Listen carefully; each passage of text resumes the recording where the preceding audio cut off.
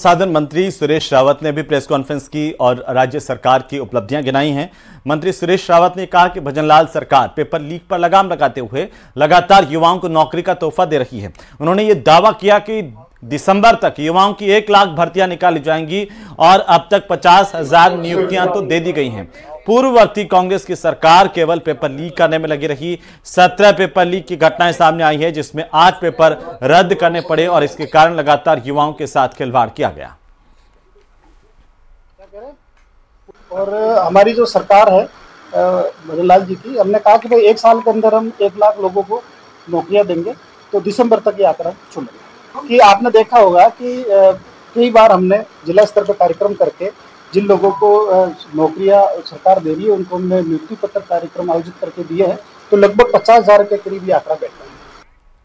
तो वहीं पूर्ववर्ती कांग्रेस सरकार के अंतिम 6 महीनों के फैसलों पर कैबिनेट सब कमेटी की बैठक हुई है, जिसमें आज 7 विभागों के करीब 40 प्रकरणों को लेकर के चर्चा की गई। बताया जा रहा है कि पिछली सरकार के फैसलों की समीक्षा में अभी 2 से 3 बैठकों का दौर अभी और चलेगा और इस पर फाइनल आउटकम आने में अभी थोड़ा वक्त लगेगा। यह भी कहा जा रहा है कि आचार संहिता से केवल 1 सप्ताह पहले लिए गए फैसलों पर कमेटी को ऐतराज है। आरोप यह भी है कि पिछली सरकार ने चुनाव में फायदा लेने के लिए कई फैसले किए, जिसकी सरकार समीक्षा करवा रही है। करीब 2 बैठकों के बाद में समिति सभी प्रकरणों की अंतिम समीक्षा करेगी और फिर मुख्यमंत्री को इसकी रिपोर्ट पेश की जाएगी।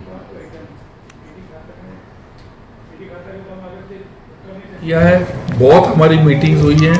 अब स्लोली हम लास्ट इश्यूज पे आ रहे हैं और अनियमितता तो बहुत हुई हैं और अब ये हमारी लास्ट 1-2 मीटिंग खत्म करने के बाद फिर हमें टाइम खर्च करना पड़ेगा कि जो अनियमितता हैं उनके ऊपर फोकस करेंगे, क्योंकि बहुत इसमें घोटाले भी हुए हैं, इसके अंदर मिसयूज ऑफ पावर भी हुआ है और सबसे ज़्यादा मिसयूज हुआ है वो है कि जो आचार संहिता से कुछ हफ्ते पहले जो इन्होंने समाजों को सौगातें दिया, अरे दो तो सब समाज को दो ना, आप कुछ समाज को दे रहे हो। वो जो पॉलिटिकल गिमिक, जो वोट लेने वाला जो गिमिक है, वो इन्होंने जो ब्रह्मास्त्र इन्होंने लास्ट में फेंका है, वो उसके अंदर तो इन्होंने बिल्कुल, देखिए साहब, टैक्स पेयर का पैसा है। अब टैक्स पेयर का पैसा आपको जुडिशियसली आपको खर्च करना चाहिए। इन्होंने सौगातें दे के बस खाली वोट कैप्चरिंग के लिए, वो एक बहुत ही बड़ा इशू जो आता है कि भाई इन्होंने पब्लिक मनी मिसयूज किया। 7 विभागों के अनेक प्रकरणों पर आज विचार हुआ और मैं आपको बताऊं कि मुख्य रूप से जो प्रकरण आ रहे हैं, भूमि आवंटन के आ रहे हैं, उद्योग प्रयोजनार्थ भी है, सामाजिक प्रयोजनार्थ भी है और किसी प्रयोजनार्थ भी है। तो उनकी कैटेगरी करके जो विधिवत पारदर्शिता से आवंटन हुए हैं उसका उन तरह से एग्जामिन होगा और विद इन वीक आचार संहिता लगने के 1 सप्ताह या उससे 10 दिन के भीतर सारी प्रक्रिया जो ठीक नहीं लगती है, बहुत जल्दबाजी में जिनका आवंटन किया गया है और वो सामाजिक दृष्टि से भी उचित नहीं है, कानूनन भी उचित नहीं है, पैसे जमा नहीं हुए हैं, पोजीशन नहीं दिया है, लीज डीड नहीं हुआ है, उनका भी उस तरह से एग्जामिनेशन हो रहा है। तो वहीं कोटा के एक ट्यूशन सेंटर के टॉयलेट में मोबाइल से लड़कियों के वीडियो रिकॉर्ड करने का सनसनीखेज मामला सामने आया है। खबर के बाद हरकत में आई पुलिस ने ट्यूशन सेंटर के एक सफाई कर्मचारी को हिरासत में लिया। इस पूरे मामले में राज्य महिला आयोग भी जागा है और घटना को शर्मनाक बताया है।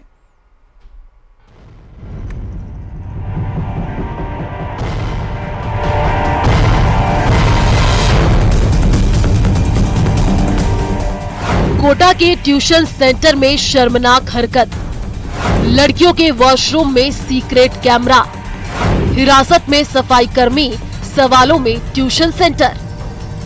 कोचिंग सिटी में छात्राओं के साथ कौन कर रहा है गंदी बात। एक ट्यूशन सेंटर के वॉशरूम में जिस तरीके से मोबाइल फोन को छिपाकर लड़कियों की वीडियो बनाई गई, उसके बाद ये सवाल उठना लाजमी है। मामला खुला तो पुलिस प्रशासन भी हरकत में आया, जिसके बाद कैथनीपोल थाना पुलिस ने कोचिंग सेंटर के सफाई कर्मी को गिरफ्तार कर लिया। आरोपी के मोबाइल फोन से कई आपत्तिजनक वीडियो मिलने की बात कही जा रही है, जिन्हें डिलीट कराने का दावा भी किया जा रहा है।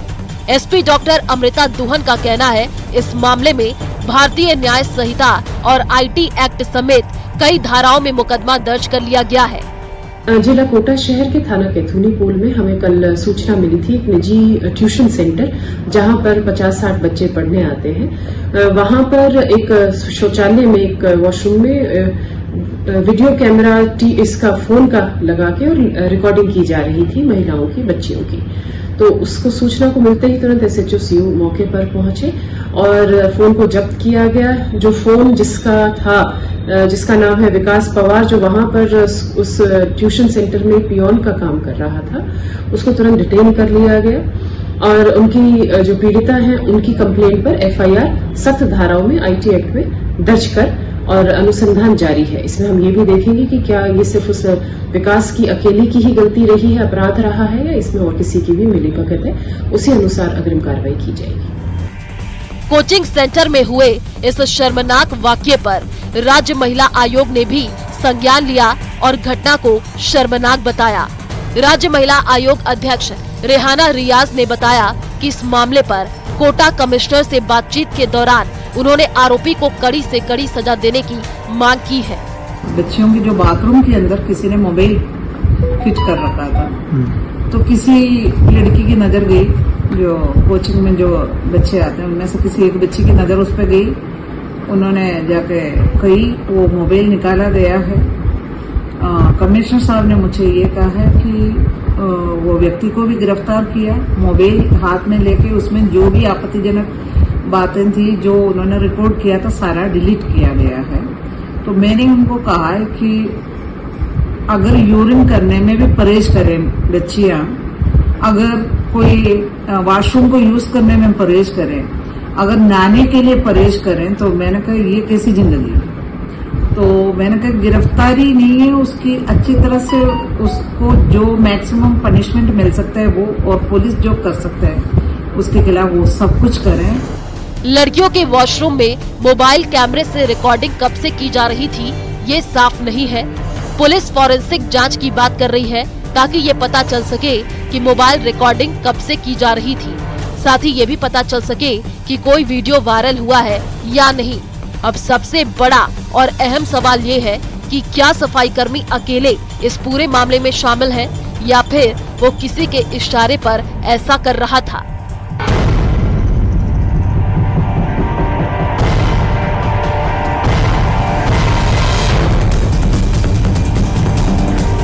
छात्राओं के आपत्तिजनक वीडियो बनाने की वारदात को अंजाम देने का मामला सामने आया है।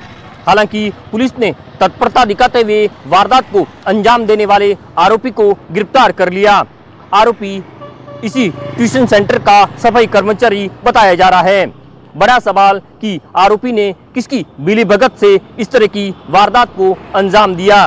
फिलहाल आरोपी से कड़ाई से पूछताछ की जा रही है। बेखौफ होकर ट्यूशन सेंटर में आरोपी ऐसे गंदी करतूत को अंजाम दे रहा था। आरोपी ने कई छात्राओं के वीडियो सोशल मीडिया पर तो वायरल नहीं किया। इस वारदात को अंजाम देने वाले में किसी और की मिलीभगत तो नहीं है। इन तमाम पहलुओं पर पुलिस जांच करने में जुटी हुई है। आरोपी से कड़ाई से पूछताछ के दौरान कई चौंकाने वाले खुलासे हो सकते हैं।